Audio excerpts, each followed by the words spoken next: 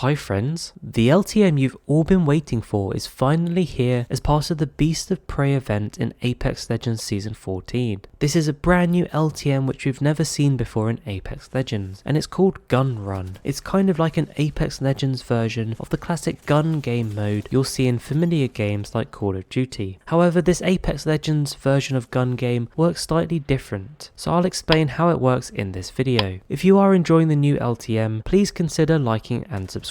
You have the power to make a big difference in this community with your like and sub. So, Gun Run. The overall concept is that your gun changes every time you get a kill, and you're moving through a track to essentially level up your gun till you get to the final weapon, which is a throwing knife, with which you need to get a kill to win the game. There are some additional mechanics that you need to know about though. A game of Gun Run has 4 teams competing. You load in as a squad of 3, and you'll then face off against 3 other squads of 3. Because of this, you're working as a team to get through all the weapons. So when you get a kill, you'll leapfrog the guns your teammates are on, and that means you might not actually need to get a kill with all 25 weapons individually. Each game will have 25 weapons in the track to get through, but the final weapon will always be the throwing knife. You do get infinite ammo, health items, and automatic respawns, so you can use your weapons as much as you like, and perhaps be a little bit more daring than you might normally be thanks to the automatic respawns. You'll notice the UI is a little bit different as well. You've got team names, which is quite cool. You can also look at the top toolbar to see what the other teams are on in terms of weapons. Plus, if you go to your menu, you can see loads of information about your team and the other teams in terms of kills, assists, which team's winning, plus the weapon your team and the enemy team is on. It doesn't show you setbacks unfortunately, but you can set people back by melee killing them, which means they get demoted to the last weapon. I did mention heals a second ago as well. While you do have medkits and syringes, the shields work like control, where they auto regen after 10 seconds if fully broken, or 5 seconds if they're just damaged. Obviously it's white evo shields. I don't think you can upgrade them, I think it's just stuck as white evo shields, which does make this game mode pretty frantic and pretty intense. You will also be able to see your next weapon that you'll progress to just above where you normally see your normal current weapon. Plus you can also see the weapon after that above that as well. Of course, as it's Gun Run, you have no secondary weapon here. However, you can melee as well as use your main weapon. If you're wondering what boost means, this simply indicates how many weapons you'll skip on the track with your next kill. However, when scoring, if you're currently in the lead on your team, then you will simply just move to the next weapon on the track without skipping any. Meaning in theory, you can still have one player carry the whole team and get through all the weapons to secure the win. The weapon track order does vary, however the final weapon will always be the throwing knife as I mentioned. Only one person on your team needs to get that kill with the throwing knife before any of the other squads if you want to get the win for your squad. Interestingly, the throwing knife has been added to the firing range as well during this event, and this just allows you to go in and practice with it because we've never actually had a throwing knife in Apex Legends before.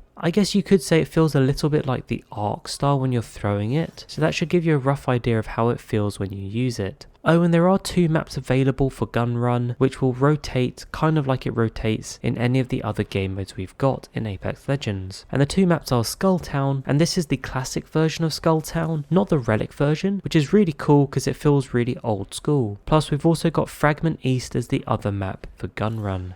So in a nutshell, that's how you play Gun Run. Do check out my video on how to get Loba's Heirloom the cheapest way possible if you want to save some money when you're getting Loba's Heirloom. Don't forget to like and subscribe, and I'll catch you later.